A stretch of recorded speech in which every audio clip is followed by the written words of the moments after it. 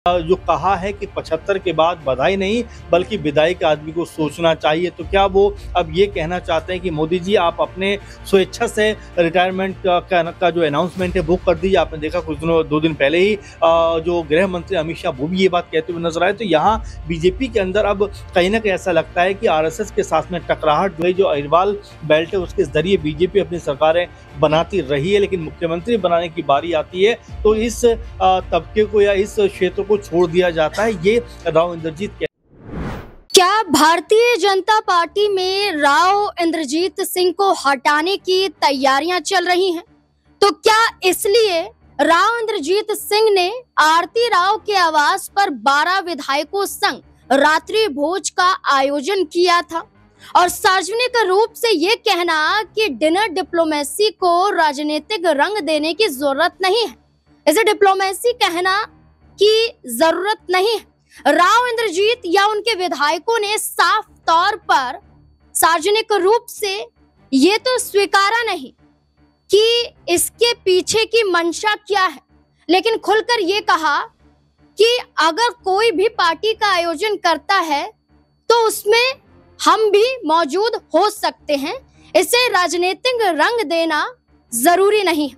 लेकिन एक बयान, बड़ा बयान कहेंगे, सामने आया है जिसके बाद ये संकेत हरियाणा की राजनीति में मिल रहे हैं कि क्या राव इंद्रजीत सिंह की विदाई होने वाली है और इस विदाई से पहले ही राव इंद्रजीत सिंह एक बड़ा जरिया ढूंढ रहे हैं ताकि उन्हें कोई हटा ना सके या उन्हें कोई गिरा ना सके।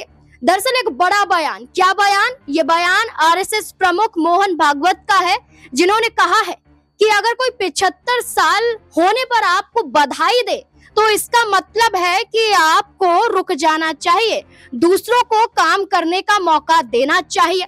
और राव इंद्रजीत सिंह की बात करें तो इसी साल वो खुद 75 साल के हुए हैं और 75 साल होने के बाद भारतीय जनता पार्टी में उन्होंने मौन व्रत धारण कर लिया था। लेकिन बीते कुछ दिनों से राव इंद्रजीत सिंह भारतीय जनता पार्टी पर अपने विधायकों संग बड़ा दबाव बना रहे हैं। न सिर्फ यहाँ पर मोहन भागवत बल्कि एक और बड़ा बयान देखिए जिसमें दिग्विजय सिंह चौटाला का है। जननायक जनता पार्टी के महासचिव दिग्विजय सिंह चौटाला ने एक बड़ी बात राव इंद्रजीत सिंह को लेकर कही है। क्या कहते हैं? वो कहते हैं कि केंद्रीय मंत्री राव इंद्रजीत सिंह लॉबी तक सीमित ना रहें, ये लॉबी से हटकर उन्हें एक बड़ा फैसला लेना चाहिए। उन्होंने कहा कि एक पड़ाव पर बगावत कर लड़ाई लड़नी पड़ती है और जनता भी लड़ाई लड़ने वालों का ही साथ देती है। जो लड़ाई नहीं लड़ते हैं, जो फैसला नहीं लेते हैं, वो कभी कामयाब नहीं हो पाते हैं। जननायक जनता पार्टी से दिग्विजय सिंह चौटाला का ये बड़ा बयान सामने आया।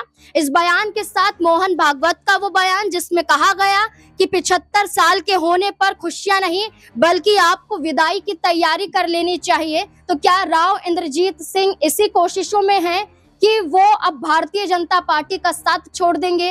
हरियाणा में क्या वाकई भारतीय जनता पार्टी का साथ राव इंद्रजीत सिंह छोड़ देंगे तो क्या बड़ा तख्ता पलट होता हुआ नजर आएगा?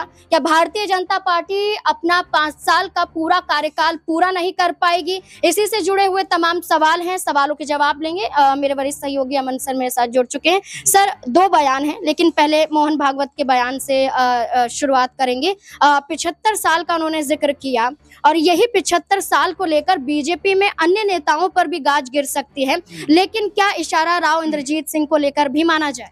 देखिए, जाहिर बात है बीजेपी की तरफ से पहले ही अनाउंसमेंट कर दिया गया था कि भाई 75 के बाद आपकी जो सेवाएं हैं वो एक कह सकते हैं कि स्थगित कर दी जाएंगी। आप रहेंगे तो पार्टी में, लेकिन आप फैसलों में शामिल नहीं होंगे बल्कि हमें सुझाव कहीं ना कहीं देते हुए दिखाई पड़ेंगे। आप मार्गदर्शन जो मंडल है उसमें कहीं ना कहीं नजर आएंगे। और ये चीज़ उस वक्त हुई थी जब मोदी जी प्रभाव में आए थे और अडवाणी जी का प्रभाव थोड़ा बहुत खत्म करने का प्रयास किया जा रहा था। उसमें सिर्फ अडवाणी जी नहीं बल्कि मुरली मनोहर जोशी हों या और तमाम लीडर्स उस समय के उनको साइडलाइन कर दिया गया था। अब देखिए वक्त का जो चक्र होता है वो अपनी गति चलता रहता है। अब यहाँ जो वक्त का चक्र है वो मोदी जी के ऊपर आकर रुक गया। अब देखें 17 सितंबर को आई थिंक उनका जो बर्थडे है और अब 75 साल के वो हो जाएंगे। सवाल ये उठकर सामने आता है कि दूसरे के ऊपर तमाम सारे कह सकते हैं कि नियम और कायदे कानून लगाने वाले क्या मोदी जी उन नियमों का पालन करते हुए दिखाई पड़ेंगे?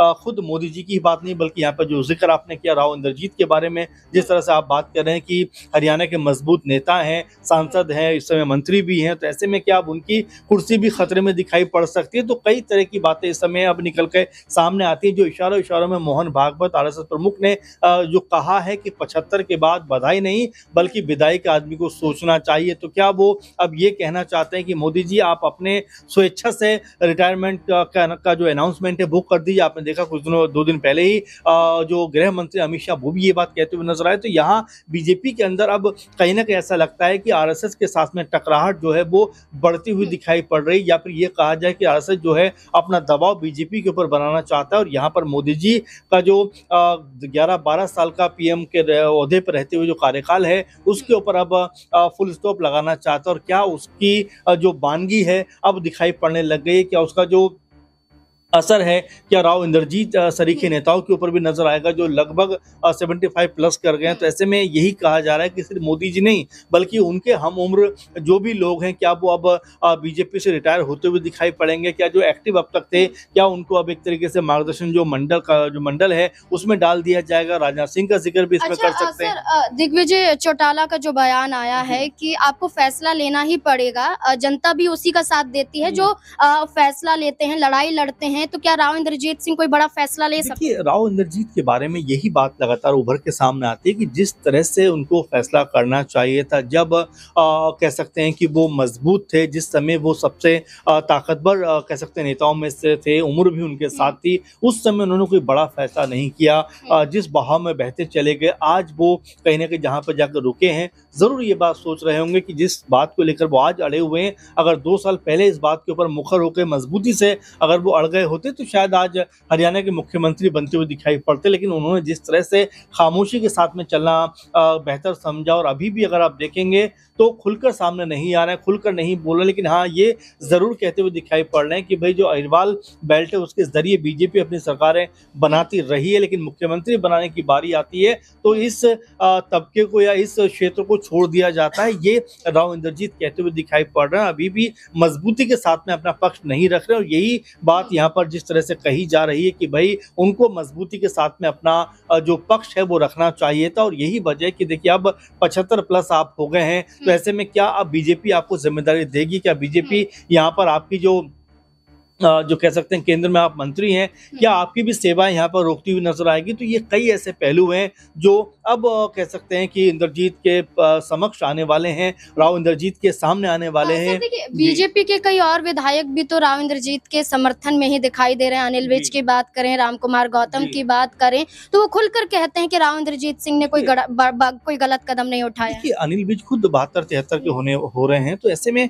उनके सामने भी कोई बहुत बड़ी जो संभावनाएं नजर नहीं आती है। तो ऐसे में जो भी वरिष्ठ नेता हैं वो यही बात कहते हुए दिखाई पड़ रहे हैं कि भाई किसी तरह से अपना जो कार्यकाल पूरा किया जाए। अगर यही बात 2 साल पहले 3 साल पहले अनिल विज ने भी उठाई होती तो शायद वो भी मुख्यमंत्री बनने के सबसे करीब पहुंच जाते। लेकिन देखिए उम्र अब सबसे ज्यादा कहीं ना कहीं आड़े आ रही है और यही वजह मोहन भागवत ने जिस तरह की बात को कहा है उससे इशारा ये मिलता है कि सिर्फ मोदी नहीं बल्कि मोदी के साथ में तमाम जो उनके हम उम्र लोग हैं उनको भी यहाँ पर अब स्टॉप कर देना चाहिए, क्योंकि 75 साल होने के बाद आप बहुत ज्यादा सक्रिय रहें ये खुद आपने ही कहा था, तो इसको आपको भी कह सकते हैं मानना पड़ेगा। तो क्या मोदी जी अब ये माना जाए कि 17 सितंबर के बाद पीएम पद पे नहीं रहेंगे जो अरविंद केजरीवाल ने कहा था?